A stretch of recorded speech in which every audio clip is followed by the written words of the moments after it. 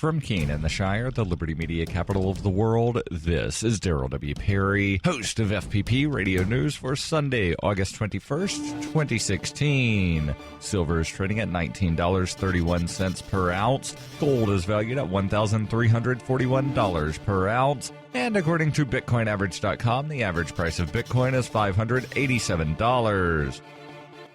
Antiwar.com reports a suicide bombing against an outdoor wedding party in the southern Turkish city of Gaziantep has killed at least 30 people and wounded 94 others, according to officials. There's been no claim of responsibility thus far for the attack. Turkish officials appeared to concede that they aren't sure who was behind the attack, with Deputy Prime Minister Mehmet Şimşek saying that the PKK, the Islamic State, or the Gulenist movement are all attacking Turkey right now, and that the country will overcome all of these attacks. The Islamic State is probably the best bet, however, as the city is just north of the Syrian border, and on the Syrian side, it is an area controlled overwhelmingly by the Islamic State in the Aleppo province. The Islamic State also tends to be less willing to take credit for attacks inside Turkey. That this was in a mostly Kurdish district and many of the attendees were Kurds also makes the PKK strikes relatively less likely. Turkey has struggled with growing numbers of terrorist attacks from myriad different groups nationwide, including not just the PKK and the Islamic State, but also groups like the Marxist-Leninist Revolutionaries People Liberation Party Front. Turkey is also in the midst of a massive purge after last month's failed military coup, which the government is blaming on the Gulenist movement. This purge has seen over 40,000 people jailed and much larger numbers fired from government posts.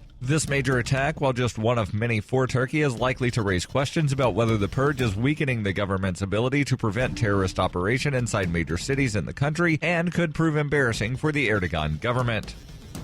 FPP Radio News is brought to you by Bitcoin Not Bombs. Bitcoin Not Bombs is a launching pad for nonprofits and social entrepreneurs into the financial freedom of the Bitcoin economy. Bitcoin Not Bombs is fully committed to being the hub of the nonprofit sector of the Bitcoin economy, maximizing the potential cross-promotion of all our clients and commercial partners. To learn more, visit bitcoinnotbombs.com.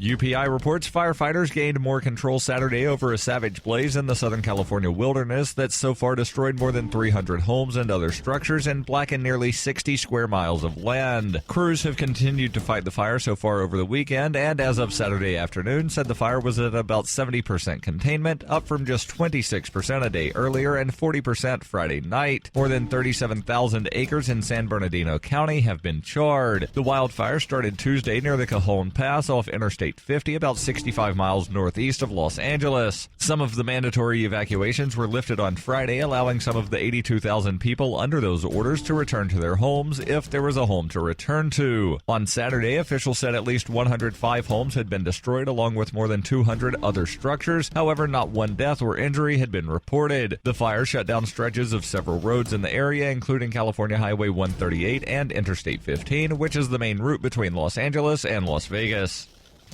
For nearly 40 years, Roberts & Roberts Brokerage has been a trusted source for buying and selling precious metals like gold and silver. They also take Bitcoin for precious metal purchases and have permanently removed the minimum purchase amount for all orders paid in the digital currency. Call Roberts & Roberts today for knowledgeable advice on buying and selling precious metals and a forward-thinking approach to new technologies. 800-874-9760 or visit online at rrbi.co.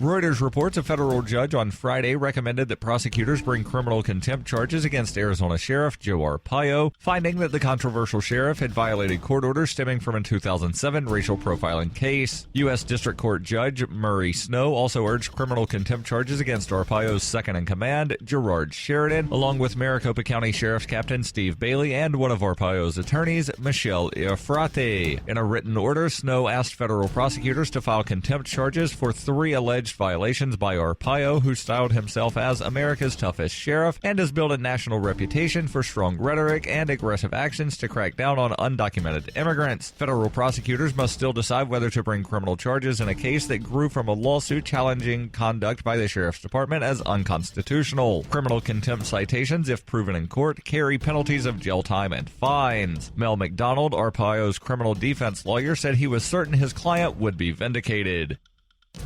This has been FPP Radio News, online at fppradio.com.